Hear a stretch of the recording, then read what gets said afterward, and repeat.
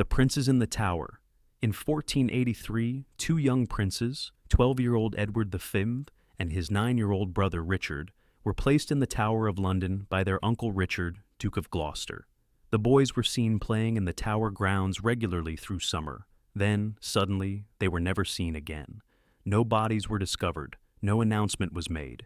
The direct line of the House of York simply vanished. Nearly 200 years later, workmen found two small skeletons buried under a staircase in the tower.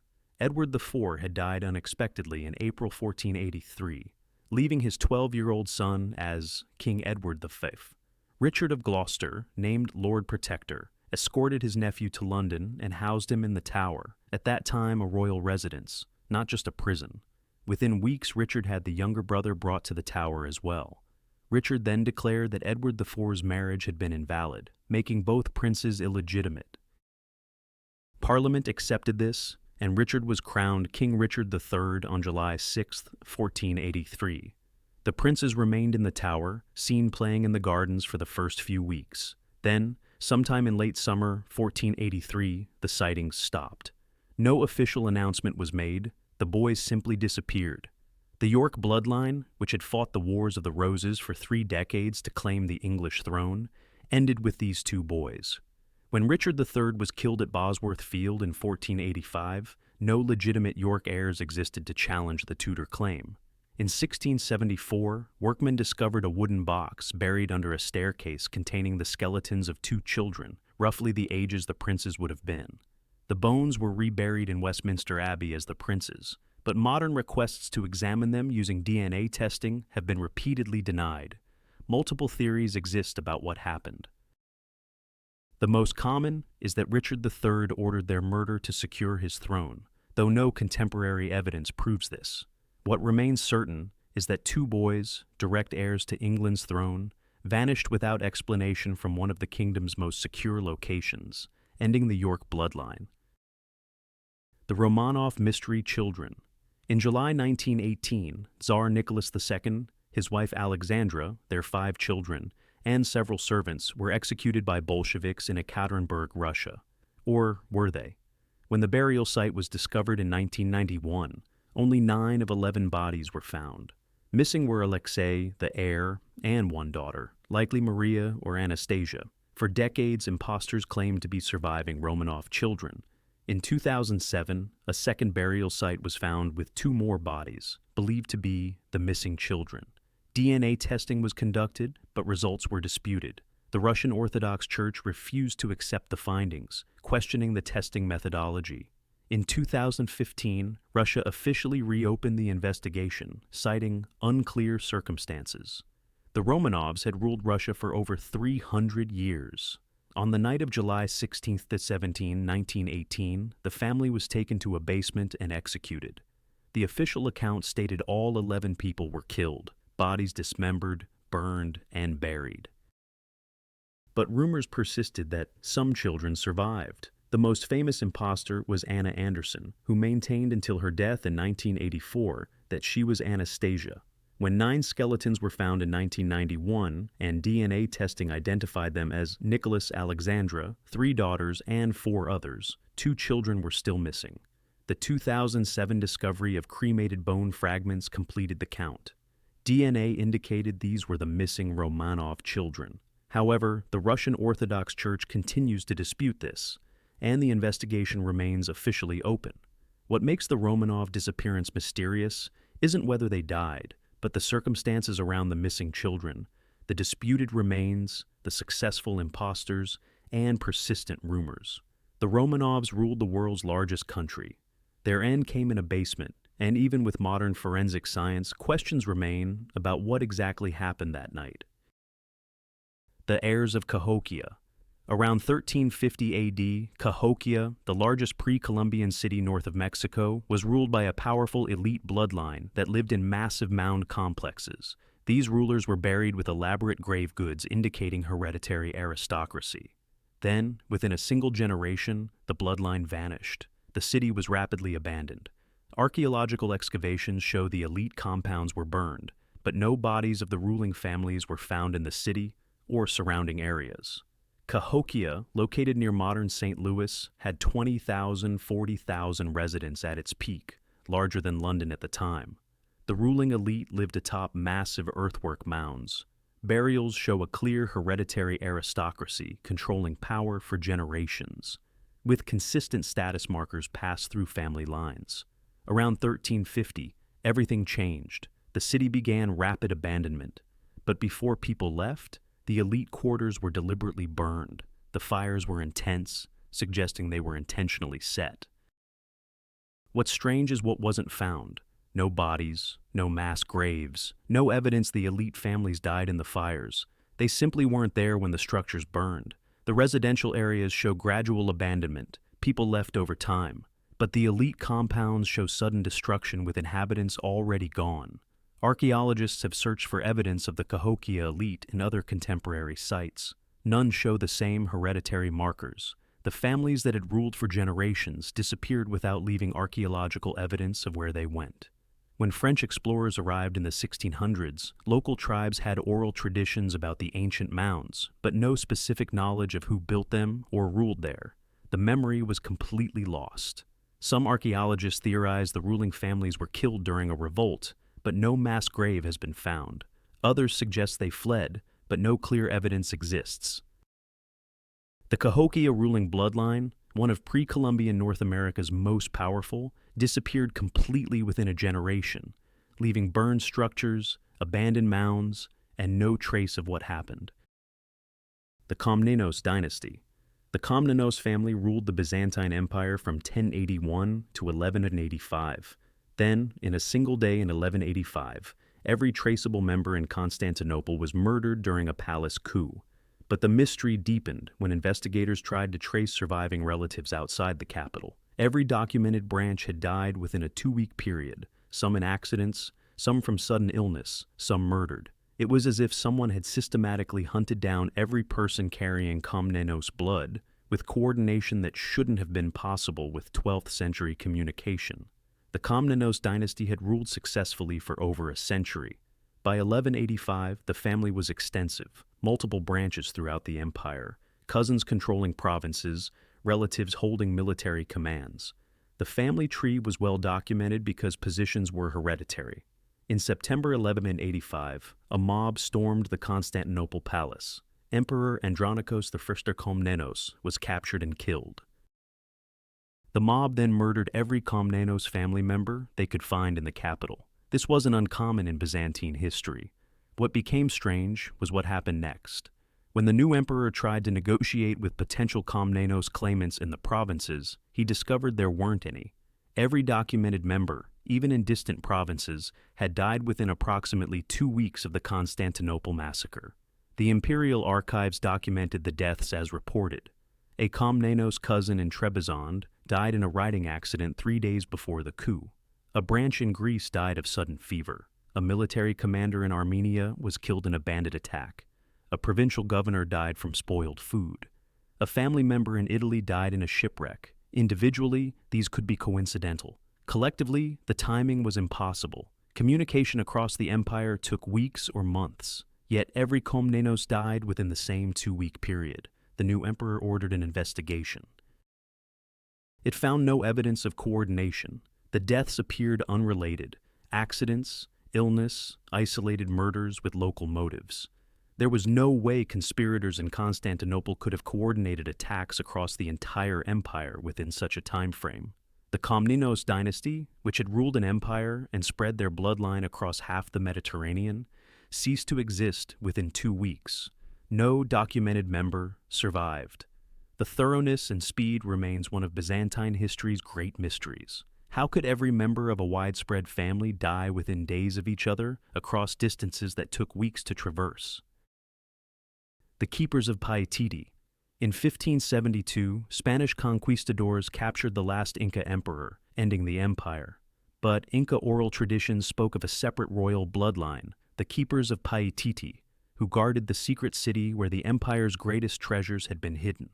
Spanish chroniclers documented attempts to find and interrogate members of this bloodline, but every identified keeper died before revealing anything. By 1610, every documented member had died without producing heirs.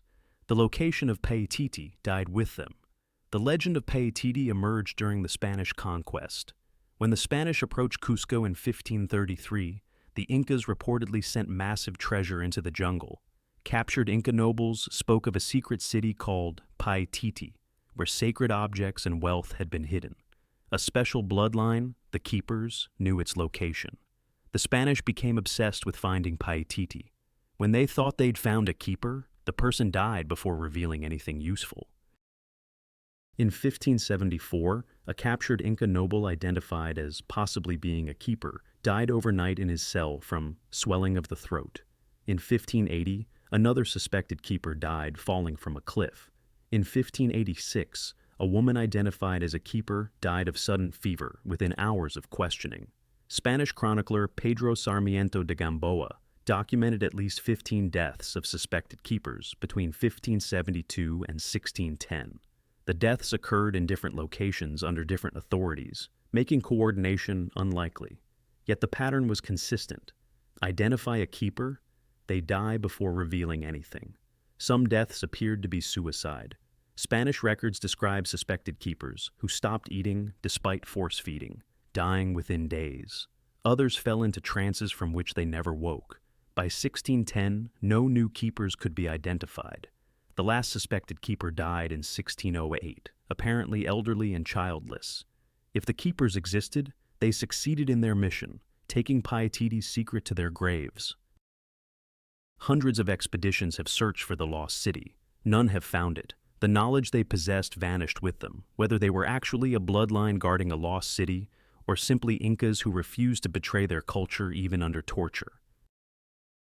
The Tudor male line. When Henry VIII broke from Rome to divorce Catherine of Aragon, he justified it by needing a male heir to secure the Tudor dynasty. He married 6 times pursuing sons.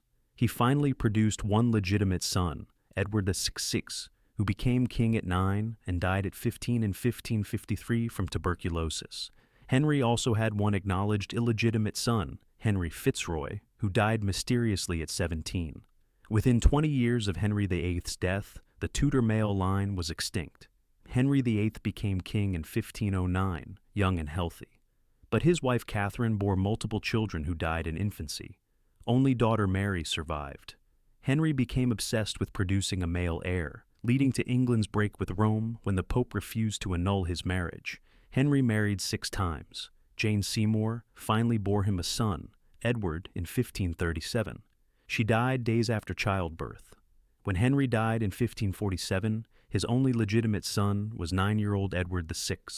Edward became king, but was frail and sickly. He contracted tuberculosis and died in July 1553, having never married or produced heirs. The legitimate Tudor male line ended with him. But Henry VIII had also produced illegitimate son Henry Fitzroy, born in 1519. Henry acknowledged him and gave him noble titles. Many believed Henry planned to legitimize him as heir. Fitzroy was healthy and showed promise. Then, in July 1536, he died suddenly at 17. The official cause was consumption, but the death was unexpected. Rumors immediately spread that he'd been poisoned. His body was transported with unusual secrecy. With Edward VI and Henry Fitzroy both dead, the Tudor male line was extinct. Henry VIII had broken with Rome, executed wives, restructured English religion and politics, all to secure male heirs. Within 20 years of his death, every male descendant was dead. The Tudor succession passed to Henry's daughters. Elizabeth of Frimspraum never married and had no children, ending the Tudor dynasty entirely in 1603. Some medical historians suggest Henry may have had a blood condition causing stillbirths and genetic defects. Others propose syphilis or a genetic disorder, but no definitive evidence exists. The Tudor male line simply vanished, despite Henry VIII's desperate efforts. The Medici's lost branch. In 1587, Francesco Bois de' Medici, Grand Duke of Tuscany, died suddenly. His brother Ferdinando succeeded him. Within days, Francesco's wife Bianca also died. Official records stated both died of malaria. But immediately after, every documented member of Francesco's branch, his children, his wife's relatives, people who had lived in his household, began dying under mysterious circumstances. Within 2 years, this entire Medici branch had been wiped out. Modern analysis of hair samples shows arsenic levels consistent with poisoning. Francesco I became Grand Duke in 1574. His marriage to Joanna of Austria produced children, but she died in 1578. Francesco then married his mistress Bianca Capello in a scandalous union. His brother Ferdinando, a powerful cardinal, opposed the marriage. In October 1587, Francesco and Bianca were at a Medici villa when both became violently ill. Within 2 days, both were dead. Ferdinando, who had renounced his cardinal position to be eligible for succession, immediately claimed power and ordered them buried quickly. Then systematic deaths began. Francesco's children from his first marriage began dying, one from fever, one in a hunting accident. His illegitimate children died too, one in a carriage accident, one from illness, another from drowning. Bianca's relatives lost their positions and several died within the year. Members of Francesco's household died or disappeared.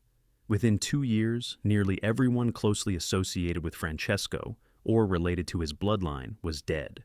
Ferdinando consolidated power completely. Modern forensic analysis of hair samples showed arsenic consistent with poisoning, supporting suspicion that Ferdinando had them murdered.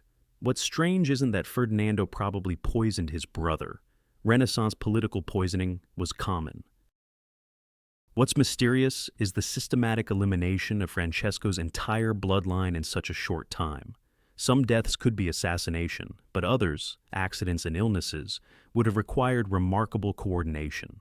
The branch of the Medici family descended from Francesco and ceased to exist. Whether through murder, manipulation, or unexplained misfortune, an entire bloodline of one of Europe's most powerful families was erased within 2 years. The Hashishun Imams. The Order of Assassins, the Hashishun, were a secretive Islamic sect that operated from the 11th to 13th centuries, feared across the Middle East for their political murders. The order was led by a succession of grand masters called imams, who ruled from the mountain fortress of Alamut.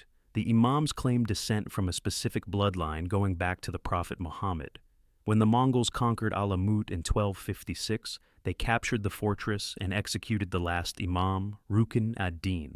But, mysteriously, they also hunted down and killed everyone they could identify as being related to the imam bloodline, using genealogies the assassins had carefully maintained. Within 5 years, every documented member of this bloodline had been killed. The Mongols were thorough to the point of seeking out distant cousins and children hidden in remote villages. It was as if they were trying to eliminate not just the order, but the specific family line that led it. The Order of Assassins had been founded in 1090 by Hassan-i Saba, who claimed descent from the Ismaili line of Shia Islam. The order's leaders maintained detailed genealogies proving their descent from this sacred bloodline. It was the source of their authority and claim to religious leadership. The assassins operated from a network of mountain fortresses throughout Persia and Syria. Alamut, their primary stronghold in the mountains of northern Iran, was considered impregnable. The order used assassination as a political tool, killing kings, generals, and religious leaders who opposed them. They became legendary for their fearlessness and effectiveness. But in 1256, the Mongol army under Hulagu Khan arrived at Alamut. Unlike previous attackers, the Mongols had the patience and resources to lay siege properly. After a few months facing starvation, the last imam of Alamut, Rukn ad-Din Kurshah, negotiated surrender. Rukn ad-Din was promised safe conduct if he ordered all assassin fortresses to surrender. He complied, and most did. The Mongols destroyed the fortresses methodically. Then Hulagu Khan ordered Rukn ad-Din executed, breaking the promise of safe conduct. This was brutal, but typical of Mongol conquest. What was unusual was what happened next. The Mongols had captured the assassins' archives at Alamut, including detailed genealogical records the order maintained. These records documented the imam bloodline, every person who could claim descent from the sacred family line, including distant cousins and children. Hulagu Khan apparently gave orders to eliminate this bloodline entirely.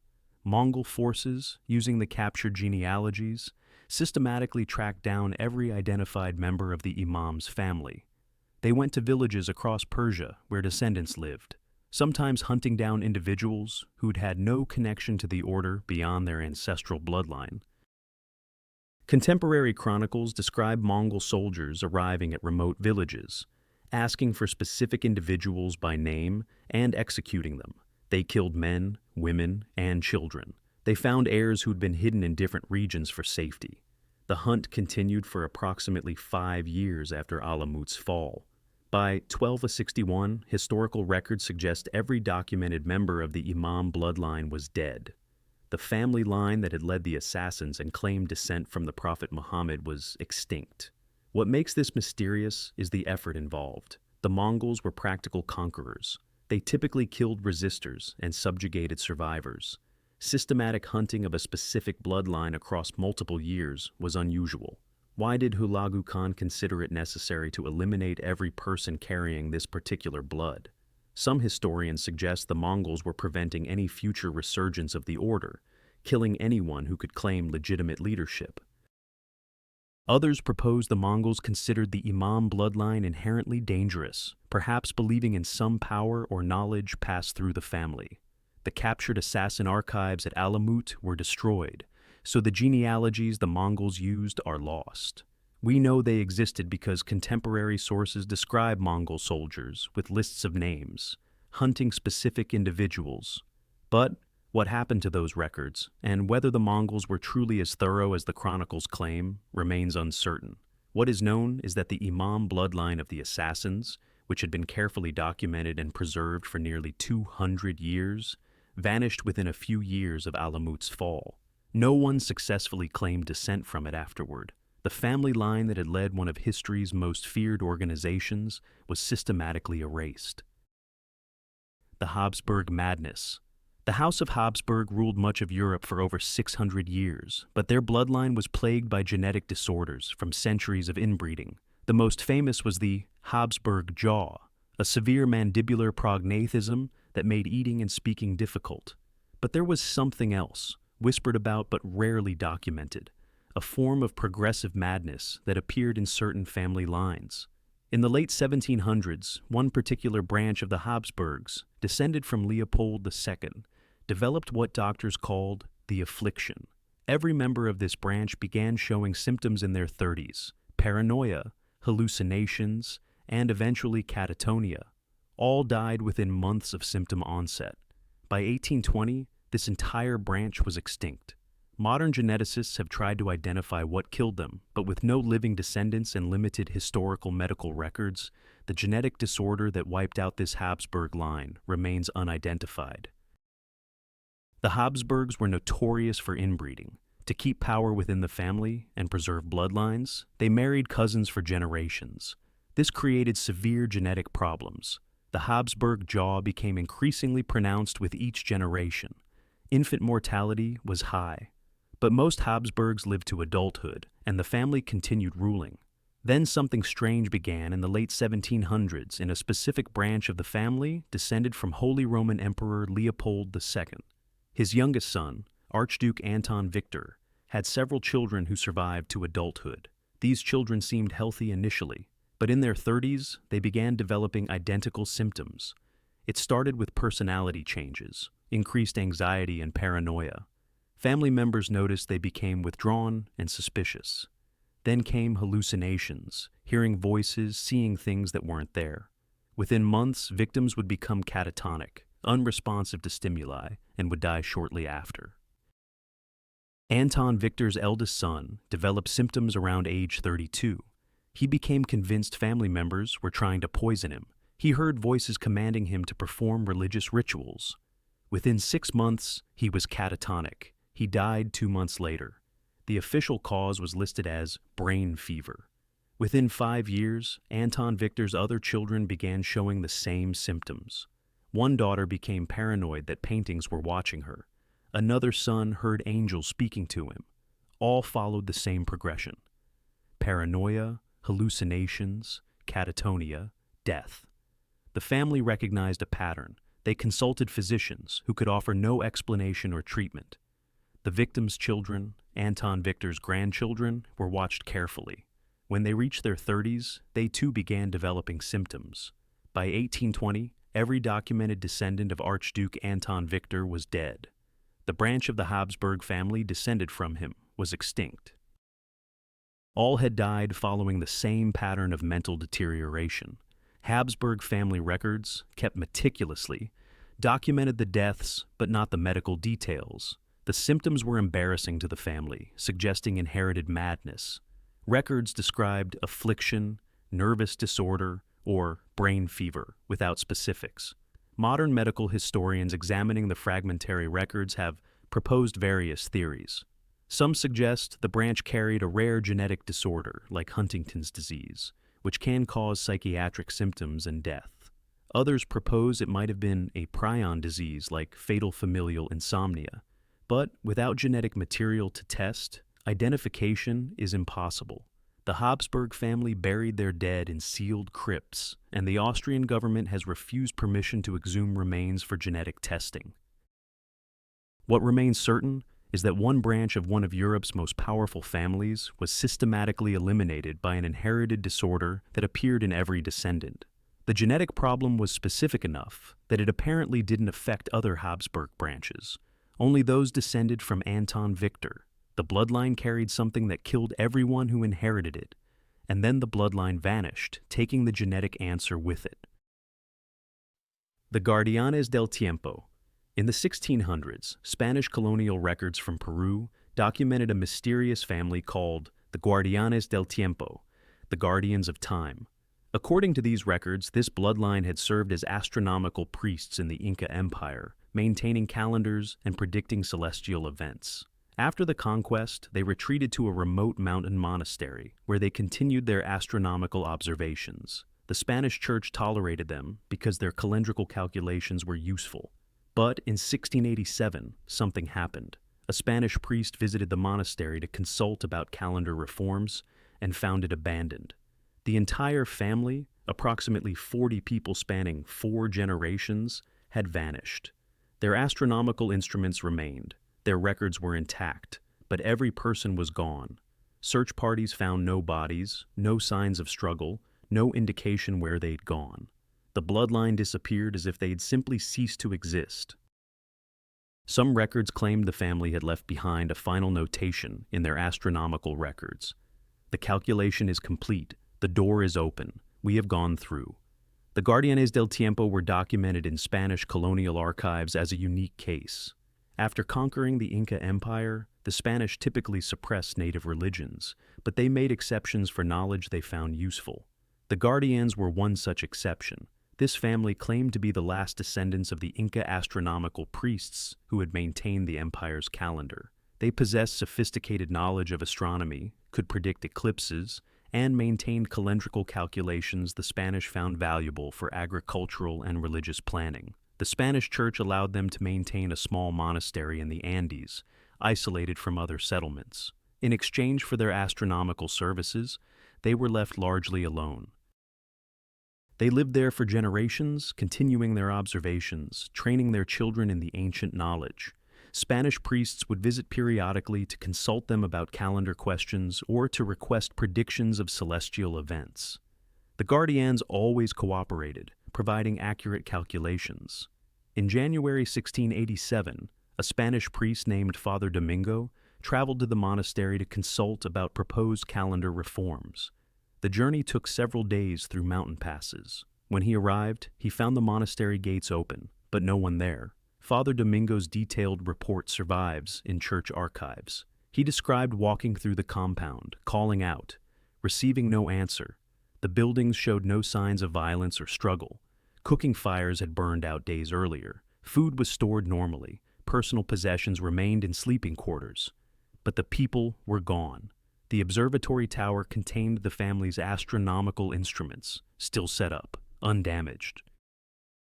Their records were in the library, decades of observations, calculations, and predictions written in a mixture of Spanish and Quechua.